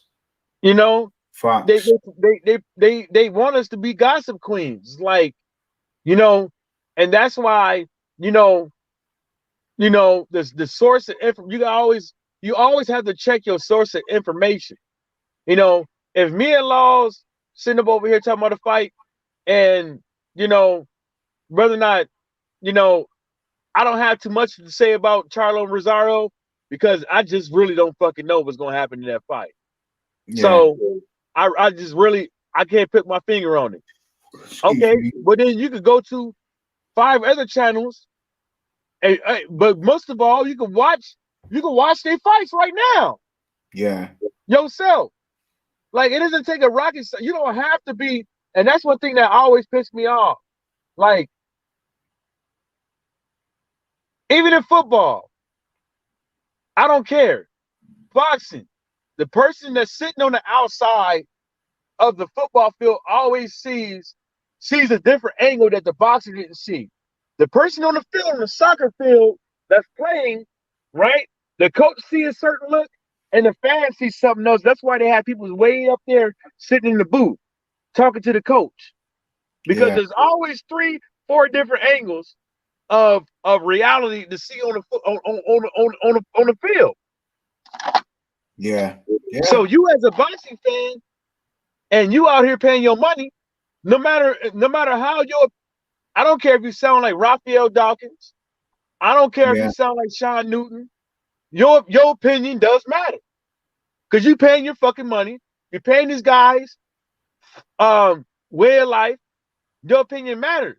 But your opinion doesn't matter when you start putting all your eggs in one fighter just because you like him so much. Yeah. That's what Russell's put, his opinion and stuff like that. Right, Mike, I'm going to dip, bro, because it's like 20-1 over here. I'm going to go. Hey, Laws, you see I did it? I kidnapped your ass for another 15 minutes. I'm going to get your ass another 15 more. Talking to you, bro. It's nice. Nice talking to you. I've slowed down on the live streams because there ain't much going on in boxing at the moment, but yeah. Ain't much. There ain't much happening, but I don't know. I'm going to start. I don't know, man. See how it goes. I'm definitely going to do a video on the Charlo and Jason Rosario. Yeah, but that shit with your dad, man, it was like it happened in the bad time of boxing too, man. That shit was just like, I even slowed down with videos. So you know, and you had a whole bunch of shit going on, and you know, I'm glad that you're still here, my brother. And thanks. you know, Hope your pops is doing all right in the great blue sky and all that shit. But you know, maybe we could go hang out and me and you one time. If I go over there, you come over here. Yeah, it's You know, I got think the best thing to do when we hang out is to find a good, nice Jamaican bar and hang out with some yardies one Yes, sir. time. Yes, sir. Right, Mike. I'm up out of here, bro. Russell Newton, salute to you, bro. He just made me laugh. He's put someone accused him once of being Sean Newton. I remember when he told me that. You know who Sean Newton is, don't you, Mike? Yeah, you know, LDBC hater and black fighter hater. He got kicked out. He won't admit it. He won't admit it. Yeah, I know. He's fucking hell. Him and He John. got kicked out of where? He's what, mate? Where you get kicked out of? He got kicked out of somebody's channel because they accused him of being Sean Newton. Yeah, because his name's Russell Newton, and someone accused him of being Sean Newton. So he kicked him. I'm gonna tell you one thing is like, you know, sometimes you got to be. I don't like kicking people out of my channel until, you know, they say something stupid and stuff like that. Because I don't know who everybody is that's coming on there, and I want everybody to feel welcome, man. And I see a lot of channels on YouTube, you know, outside of the LDBC that, you know, you can't come in there just saying anything, you know, that's on your mind when it comes to the sport, the topic that's being talked about. Unless I don't mind anyone in my chat. I love people's opinion. It's just when if anyone says anything racist, then they gotta go. That's it. That's all I'm bothered about. LDBC room, they kick me out. Yeah, they will do, Russ. He's a big, he's big LDBC. We gotta get you one of these, man. What's that, man? Electric ratchet. Electric, you lazy bastard. Electric ratchet. 60 pounds of torque on it. Bloody hell, that's good. That's what I use to take my whole drive shaft out with. Yeah. Yeah, I use that whole thing to change my whole drive shaft. And luckily, I actually bought the right drive shaft. I thought it was the wrong one. Cool. And it was the right one. So, but I broke my rear brake line on this side, the driver's side. I blew that and it's squirting around. I went to the store and it's still fucking going all the way down to the floor. So now I gotta change that. Cut down. Hey mate, don't worry, I'm having troubles with my car. I might say out Leon. Right, Mike. Hey, I'm gonna call you, Laws. How about that? Yeah, call me after. I'm bursting for the toilet, man, and a cigarette. Oh, yeah, man. Right, I'm gonna get up out of here. Peace, Mike. Peace, Reggie Owens. Peace, KQ. And most of all, peace to you, Russ, as well, bro. And peace to everyone who come through. I'm up out of here, Mike. I'll speak to you in a bit, yeah? Yeah. Right. See you in a minute. Yeah, that.